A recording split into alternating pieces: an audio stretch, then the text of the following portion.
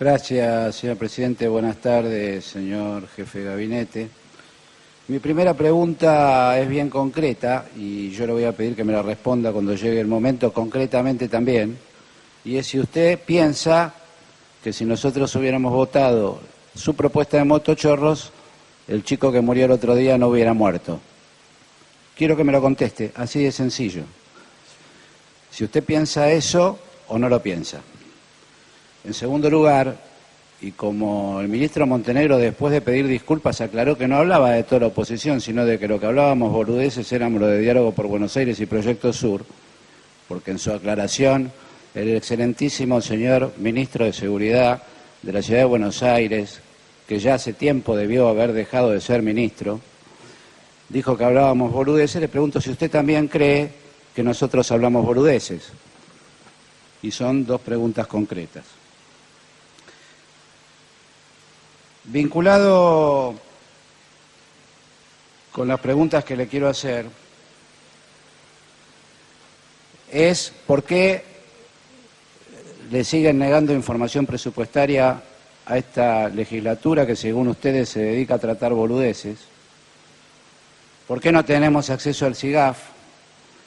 ¿Por qué se dejaron de informar las aperturas presupuestarias por partida principal, siendo la mayor apertura por inciso?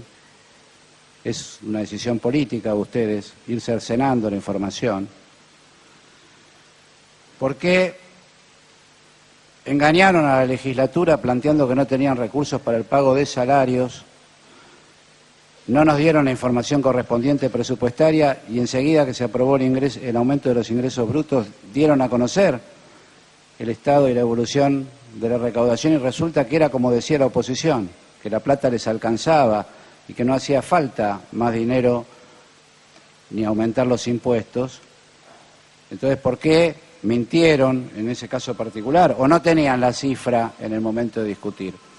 Y esto se lo pregunto porque en realidad tengo una pregunta de fondo, señor jefe de gabinete. Uno habla, yo soy un diputado un tanto movedizo, entonces trato de ver lo que va pasando en cada área de este maravilloso gobierno del cual usted tiene el tablero de control. Porque de paso le recuerdo que usted dijo en la primera vez que vino que en su tablero de control le aparecían a cuántos geniores había en cada hospital de la Ciudad de Buenos Aires. Lo que se ve que no le aparecían en su tablero de control era el índice de mortalidad infantil. No, se ve que su tablero de control eso no lo controla. Dudo que controle también las aspirinas, como están las cosas. Pero volviendo al tema que yo le planteaba antes. Cuando uno habla con distintos ministros se encuentra con que ninguno tiene plata, señor jefe de gabinete. Entonces la pregunta es ¿dónde está la plata? Porque la verdad, como opositor y como diputado que sigue la gestión, me cuesta entender. No tienen plata para pavimento ahora. Ahora me enteré que el pavimento se le acabó la partida presupuestaria. Y digo, al mismo tiempo que no tienen plata para pavimento, no sé, gastaron más plata en las bicisendas que no van a ningún lado que en el pavimento, que además son las bicisendas más caras del mundo. No tiene plata en educación para el Polo Educativo Saavedra, porque dicen que Catalinas, como era obra, nosotros le dijimos, no sea cosa que con el dinero de Catalinas ustedes eliminen el presupuesto habitual que tiene educación, que cambien la tierra de lugar. Entonces dijimos, para las obras en curso los fondos de Catalina no se pueden usar. Ahora resulta que el Polo Educativo Saavedra, que es una obra emblemática, no tiene recursos genuinos porque ustedes pensaban hacerlo con la plata de Catalinas. Entonces resulta que la política educativa y el presupuesto de educación de la Ciudad de Buenos Aires depende de la enajenación de terrenos públicos, señor jefe de gabinete. Esa es la política educativa del ingeniero Diputado, Macri. redondee porque se acabó su tiempo. Por último, gracias, señor presidente, le quiero preguntar.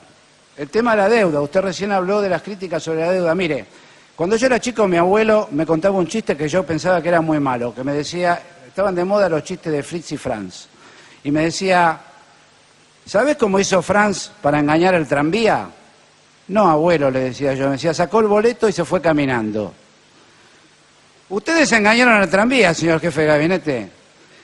Sacaron un crédito de 475 millones de dólares.